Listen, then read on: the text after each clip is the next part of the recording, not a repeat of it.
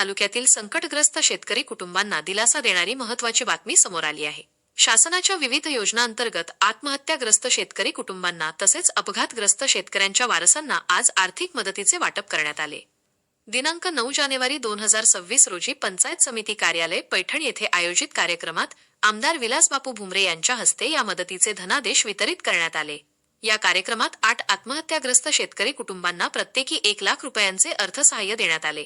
यामध्ये मयत मदन पन्नालाल चव्हाण एकतुणी, मनोज जगन्नाथ गायके इस्माईलपूर, नामदेव लालासिंग राठोड तुपेवाडी तांडा, तुकाराम सखाराम शिंदे टाकळी अंबड, रामनाथ विश्वनाथ तानवळे खादगाव, रमेश वसंत कासाळकर लोहगाव, अशोक शाहूराव घोडके दावरवाडी आणि बाबासाहेब भानुदास जगपे आडूळ या शेतकरी कुटुंबांचा समावेश आहे। शासकीय योजनेअंतर्गत मिळणाऱ्या या 1 लाख रुपयांपैकी 70,000 रुपये पोस्ट ऑफिस खात्यात मुदत ठेव स्वरूपात तर उर्वरित 30,000 रुपयांचा धनादेश लाभार्थ्यांना प्रत्यक्ष सुपूर्द करण्यात आला। तसेच गोपीनाथ मुंडे शेतकरी अपघात सुरक्षा योजनेअंतर्गत पैठण तालुक्यातील 2 पात्र लाभार्थ्यांना प्रत्येकी 2 लाख रुपयांचे सानुग्रह अनुदान आमदार विलास भुमरे यांच्या हस्ते वितरित करण्यात आले। यावेळी बोलताना आमदार विलास भुमरे म्हणाले, शासन संकटग्रस्त शेतकरी व त्यांच्या कुटुंबांच्या पाठीशी ठामपणे उभे आहे। पीडित कुटुंबांना आधार देण्यासाठी अशा योजनांची प्रभावी अंमलबजावणी सुरू राहील। या कार्यक्रमास तहसीलदार ज्योती पवार, नायब तहसीलदार राहुल बनसोडे यांच्यासह महसूल विभागाचे अधिकारी, लोकप्रतिनिधी आणि ग्रामस्थ मोठ्या संख्येने उपस्थित होते। शासनाच्या या मदतीमुळे संकटात सापडलेल्या शेतकरी कुटुंबांना दिलासा मिळाला असून प्रशासनाच्या संवेदनशील भूमिकेचे हे महत्त्वाचे उदाहरण ठरत आहे।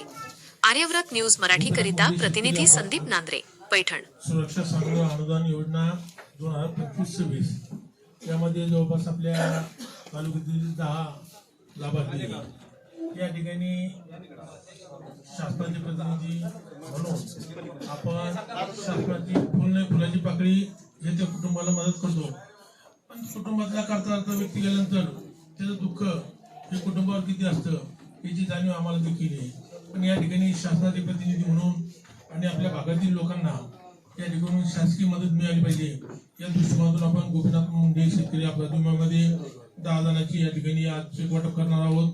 आणि या ठिकाणी तहसील अंतर्गत आपले जवळपास आत्महत्याग्रस्त जे 8 जणांना चेक या ठिकाणी वाटप करणार आहे। कारण की हे चेक वाटप करत असताना या ठिकाणी आम्हाला देखील या ठिकाणी दुःख होतं, कारण की ज्या वेळेस घरातला करता व्यक्ती जातो त्याचं दुःख त्या कुटुंबावर किती असतं याची जाणीव देखील आम्हाला आहे। पण निश्चित या ठिकाणी आपण शासनाचे प्रतिनिधी म्हणून जी मदत आपल्याला त्या कुटुंबाला करता येते ते आज आपण मदत करणार आहोत।